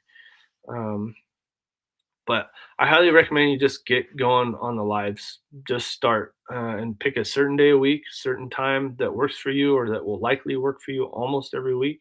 Just do it once a week. It was a hard thing for me to get started. I didn't. I was setting up on, excuse me. I was setting up on our deck at first. If you look at some of my first live streams, I'm out there in the freezing cold in October. It was starting to get down to freezing, and I had my jacket on, my hood, and I was all bundled up and wanted to be out there where I wasn't going to bother the family, and that they could wake up and not have a camera in their face and accidentally walk in front of the camera in their pajamas or whatever. And I had all these concerns, but you know what? I found this spot where I could do these live streams, and it's not the best setup. It's not the most comfortable. I was only doing hour-long live streams for a long time, and then I realized everybody was showing up right when the hour was coming up, and I didn't want to end it because some of my favorite people on YouTube were showing up right at the end. And um, anyway, our OQ Homestead. I hope that I am encouraging you to just get started. I understand wanting to have things in order, and uh, I should probably focus on some of that myself, trying to get a better setup. But just get started. I'd love to join in on your live streams and connect with more people that way. So yeah, get it going. Anthony Gabby, what do you call a cow with no legs? Ground beef. I think I've heard that one before. I'm trying to think. There's another one. Uh, so my dad has Parkinson's, and he said, "What do you call a cow with Parkinson's? Beef jerky." So it's funny. You should laugh. Um, some people don't laugh about diseases like that, a terminal disease like Parkinson's. But it's challenging for people with Parkinson's to show emotion. And my dad's hilarious. I love him so much. Dad, if you're watching, love you. I miss you. I can't wait for you to come back to town. They're out um, traveling around, visiting family. Um, to anyone that does lives Wednesday mornings around 9. Um, I can't remember, and I don't think so, Glenn. But that was one of the things I was asking before I started our live streams on the regular. Um, Anthony Gabby says, I think off the wall prepper does. Um, here's my opinion about worrying about the schedule out there in the YouTube world. And um, please take this the right way. Uh, don't give it any thought. Um, if you have a live stream that starts exactly the same time as someone else that is a way bigger channel than you, maybe a smaller channel than you that you'd like to give more views to, or whatever your reasoning is, that you don't want to step on other people's toes or whatever. I had the exact same feelings. I was wanting to be super careful about it. I realized there weren't very many people doing live streams in the morning, so I figured I'd probably be okay there. But I wasn't connected to all these people yet, and I knew that there was somebody that might be doing a live stream when I'm doing it. And what if I chose the wrong time?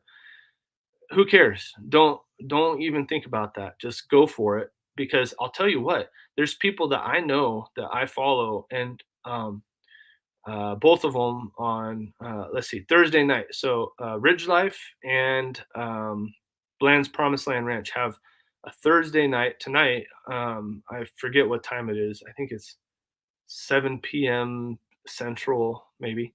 I don't know. But they go live at the exact same time every week. And I'll tell you what, people bounce between the two so often that I think they get more views because they have it at the exact same time. So it wasn't something I was ever thinking. I was thinking, oh, that's going to be real bad. I don't want to take away from them, or I don't want to, not have as many people show up because they're all over this bigger channel. No, I think that actually does help when you have a concentration like that of live streams at the same time. So take that for what it's worth. That's just my opinion. You can tell me I'm wrong, and that's okay. We can disagree, and we can be great friends, even though we disagree. That's that's another thing. That's just my opinion, and you can take it with a grain of salt. Goodbye, Rebecca Davis. I'm so glad that you were in here. Uh, Thank you for all that you do for our community. Anthony, what do you call a chicken that won't lay eggs? Oh no, chicken that won't lay eggs. A rooster. I had to scroll down to find that one. Oh, nice, Glenn. Easter egg chicks hatching. You guys had a lot of them incubating, didn't you? I think you guys had a whole bunch incubating. Um, Listening today, but not commenting. Oh, I'm sorry. Do you have a migraine, Julie? I think we were talking about that before. Yeah, I hope you do feel better. We'll be praying for you. Um, my mom has a migraine today too, so praying for both of you. Um, okay, I'm subscribed to them also. Yeah, I hope that helps. Oh man, there's some truth right there. Truth bomb. We were all terminal. Yep. Nobody makes it out of this thing alive, right? Not in these bodies, right? Yep. There's no U-Haul following a hearse either. Can't take it with us. So yeah, please do, Cody. Please do a live stream. I'll do my best to make it when you do. Daniel's family homestead. These are all great questions, by the way, that you guys have. Rookie question for live streams: do you have to use StreamYard? No, you don't. I've noticed so many people use it and wonder why. So one of the best reasons to use StreamYard. There's a few reasons. I won't go into all of it. I really like StreamYard. I think it's a good setup. It's a good way to see the comments and everything, and I just like it better than YouTube's live stream setup. But you can easily do this and bring other people up on panel. So if I know you and trust you, and then I'll let you up on panel with me. I just posted up the link to StreamYard so you can come up. I know I've had Miss Ann Dale on here before. There's never a really good time to start going live, and trust me, I cringe every time I see the first few. Just do it. There you go. Listen to Ann Dale. She knows what she's talking about. Yep. YouTube self-limits audience for channels with less than thousands subs. Self-limits the audience. Yeah, that's probably true. I'm gonna plan to start doing your lives next Wednesday at 9. Nice. Shoot, I'm 9 a.m. So I might be able to make a very small part of it in the beginning, Glenn.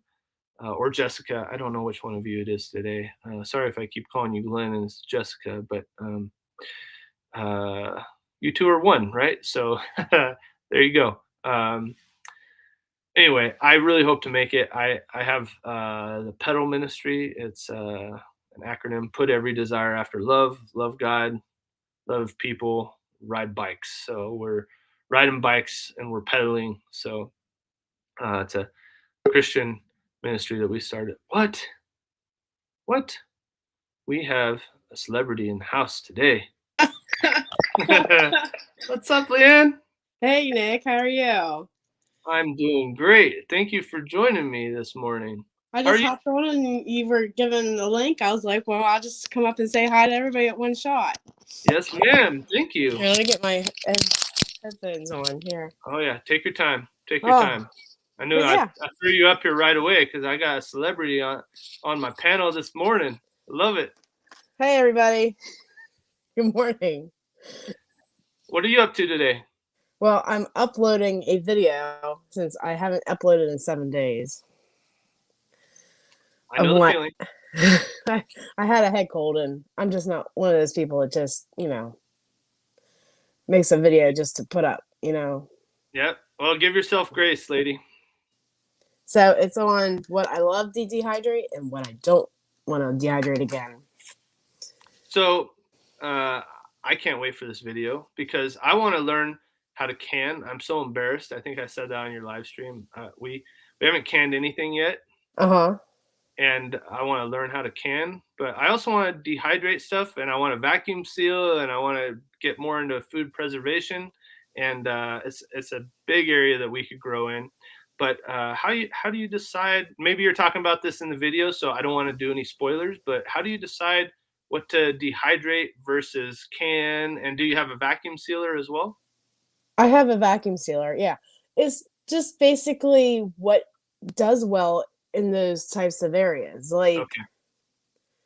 Like I've done mushrooms canned wise, and I also dehydrate them. And I prefer canned, but you have to have a lot to can at one time. Okay. Dehydrating, they dehydrate so quickly, like in 4 hours time in the dehydrator, that it's just easier to do that process. I see. So you have to pick and choose your battles, I guess, Yeah, that makes or sense. or what you prefer to eat. Because I'm learning like with well, I learned not to can bell peppers because they just turn to mush, and I just don't want to throw that in my food, right? Yeah. So I dehydrated it. I found it for this video with growing hairs.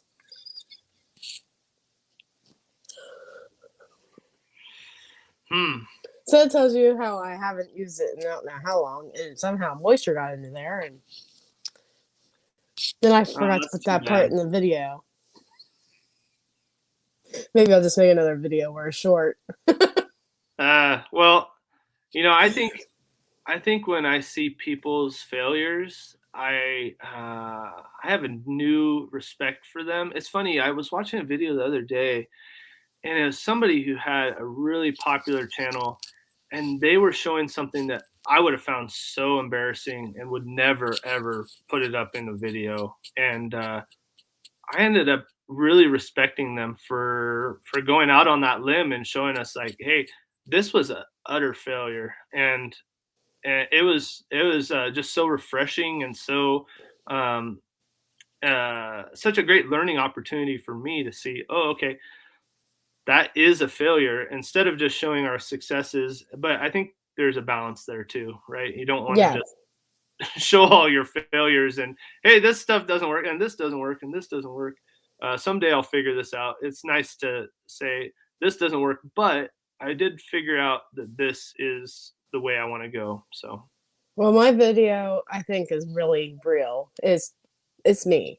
yep. I'm gonna say, yeah, dehydrating is a good thing to do, but you just gotta realize what works for you and what is safe to do, you know?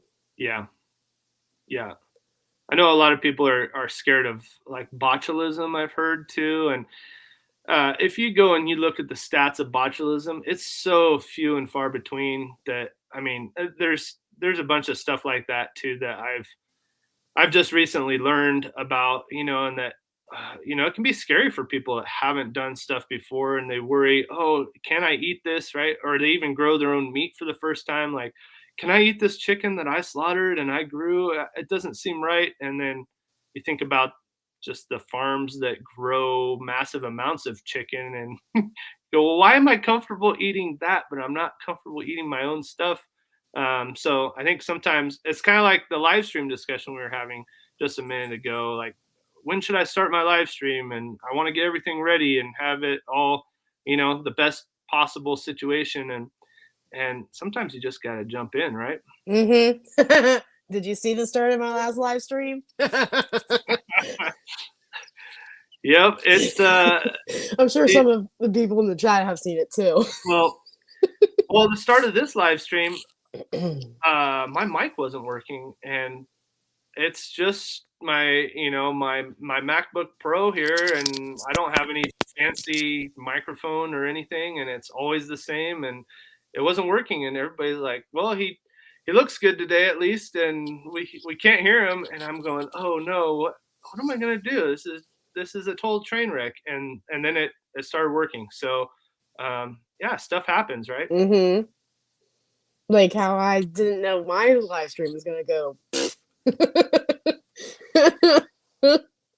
Yeah, thought I could just hop on my friend's computer and just be able to see, have a better picture of. But here, Melon needs Chrome, and she yeah, was on, and she had a netbook or a MacBook. Well, I wasn't about to say, "Hey, can I download Chrome on your right. book?" Then I did it to my phone. I went to my phone and didn't understand that to go live from a scheduled, live, I have to hit scheduled. So Well, I was in the wrong chat. it's it's a learning opportunity, right? I was just talking to some of the guys that I do this bike ministry with about how I was just talking to them yesterday about this, how our expectations sometimes are our greatest enemy. That, hey, I'm gonna stay on course for this. I'm gonna do it this way, and nothing's gonna get in my way. I don't care if you needs my help right now. I'm going to do it this way. And instead of looking at it as an opportunity for God to use us in a different way than we expected, right? Mm-hmm. And to learn something new and all this, right? A great opportunity that and thinking of it like, oh, wait, God's got something different for me right now. I can learn from this, and I can love people this way. And right, all these great things that could be possible. We get all wrapped up on the axle about, hey, it didn't happen my way, so this is horrible. And anyway, I'm trying to get better about that myself. I am not good at it yet. Well, people said I handled how it went very well. That's good you pulled that off. I was like, I guess it's all my fast food experience.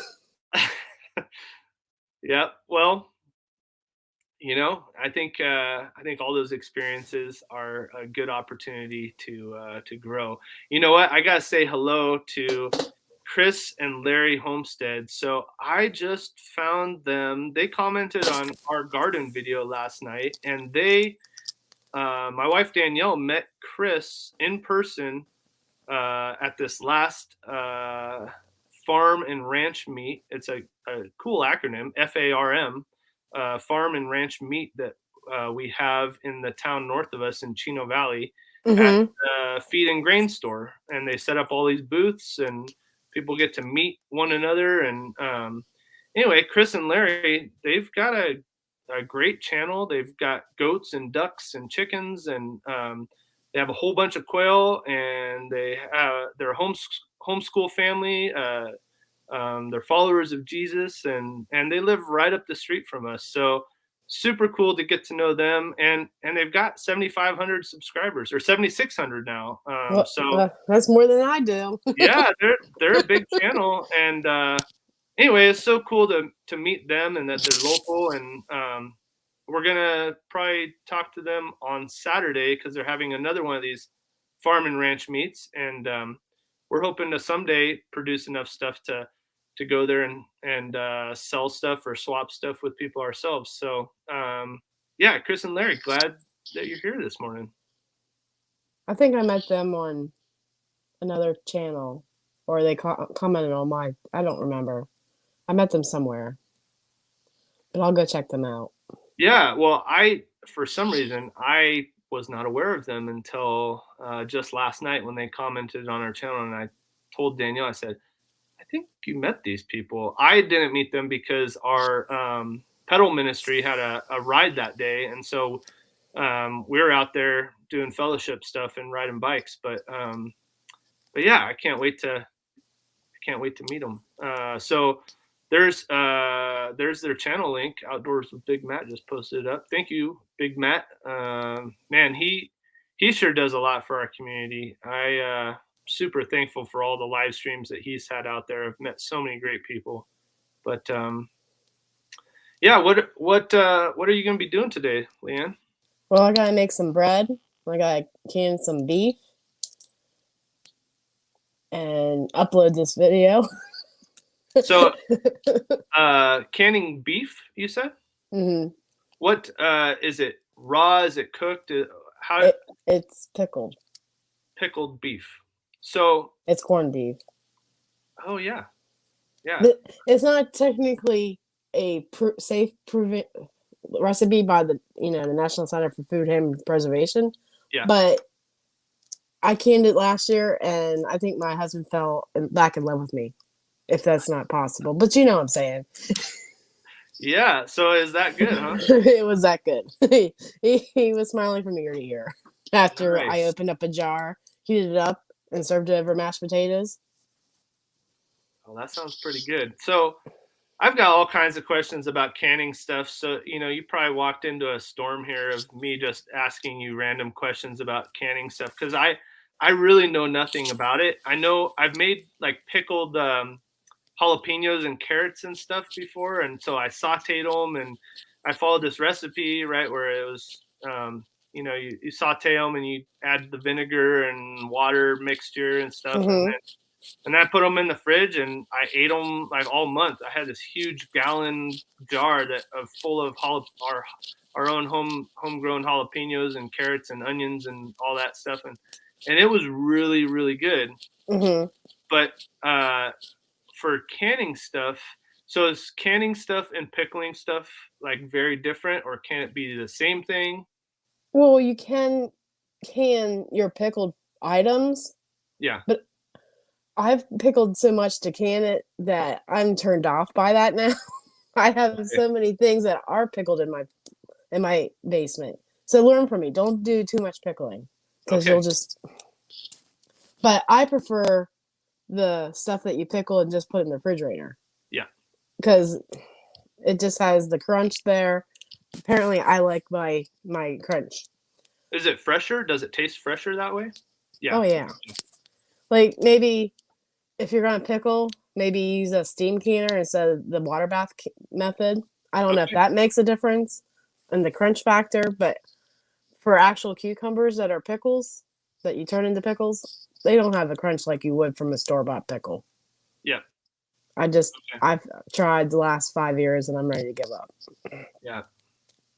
I don't know if it's the variety of cucumbers that you use that Uh-huh. might make a difference, but I know you can't just use the cucumbers from the store. You actually have to have a pickling cucumber.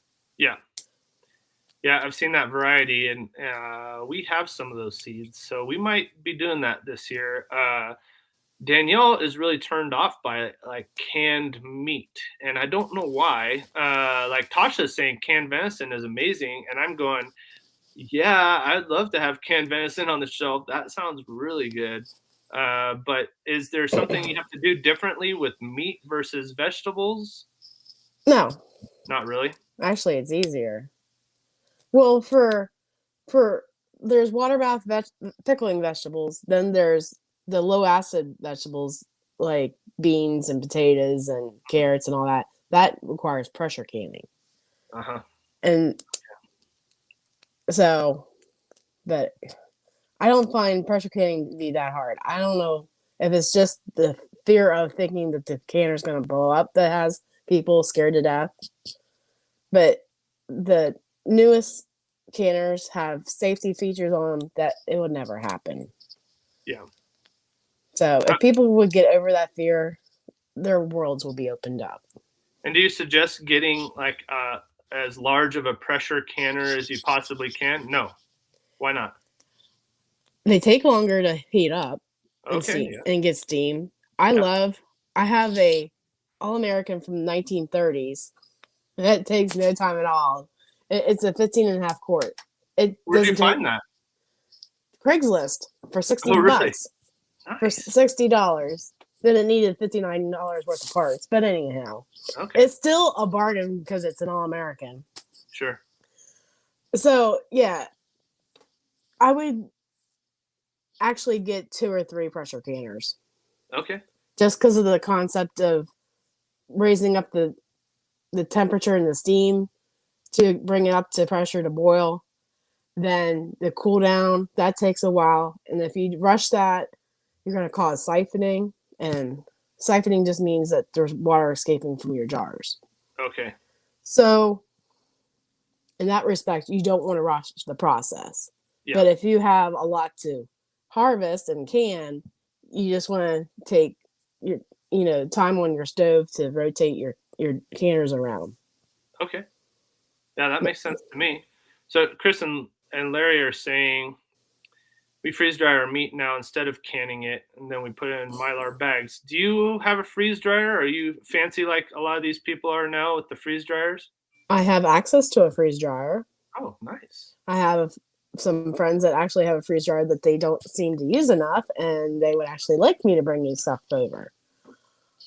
I've tried freeze drying shredded cheese, which is pretty good, and I've learned how to reconstitute it. There's a learning curve. Like there's not that much information out there on how to use the freeze dried food. Like I had to learn that you put the freeze dried cheese in a Ziploc bag, add a little bit of water, and put it in the refrigerator overnight so you can use it the next day. Oh, okay. And then after that, you can only use it up to 7 days. Got it. Okay. And I put it in my eggs, and it melted so well. Huh. And then what else have I freeze dried? Oh, onions. That was a hit or miss for me. Huh. Like some tasted like styrofoam. I don't know if it's just because we're eating them right from the package or if I have to reconstitute them. Okay. But some had flavor and some didn't. So my husband's like, we're gonna stick to dehydrating them because they have a lot more flavor that way. Got it. And What about vacuum sealing? like you have to, what do you mean? Well, just for onions, let's say. So you wouldn't can them. You would either freeze dry them or dehydrate them, Mm-hmm. and you wouldn't put them in a vacuum sealed bag. Well, to save or to make them last longer, you have to put them into either glass jars with a vacuum sealed lid Sure. Right. or Mylar bags with an oxygen absorber, which Yep. is not necessarily necessary some of the times. It depends on how fast you're going to go through them. Got it. Yeah. Okay. Well, that makes more sense. I'm realizing that it's 8 o'clock over here, and I need to get going. Yeah, I wondered Um, if you knew what time it was. I didn't. I was not aware. I was thinking of all these food preservation questions to ask you while I have you on here. And here I am. I realize that there's even more questions I have now. So Well, I'm one of just, these days, have me on as an actual interview or something. yeah, I should. I really should. But I probably need to do a little bit more research and have some actual questions down so I am not Nick, just if you're rambling asking them, random. it's because the Lord has it on your heart to ask them.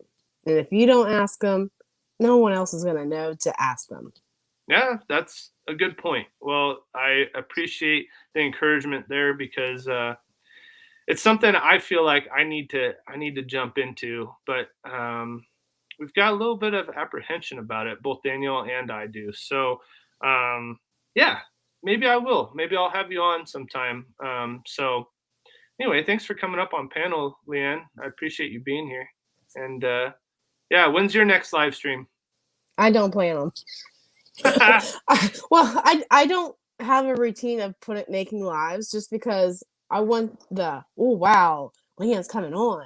Like Okay. I want that excitement. But I am planning one with Linda from Tulu Creates, who's a master food preservationist. Okay. So when she gets home she's driving from Connecticut to back home to Oregon right now. So that is going to be when she gets home. Okay. Well, it looks like Glenn and Jessica are asking you to come on one of their lives as well. So Oh yeah. yeah, you're gonna be booked. You're not gonna be able to do your own lives. Everybody's gonna have you on there. So As long as I can get the word out, right? yeah, absolutely. Well, I love learning from you. So I can't wait to see this video coming up that you're gonna put up today, right? Yeah, it's definitely All gonna be right. today. All right. Well, I'm looking forward to it. Thanks, Leanne. Thanks Yep. everybody in the chat, and we'll see you next Thursday. All right. Goodbye for now, everybody. Take care. care. God bless.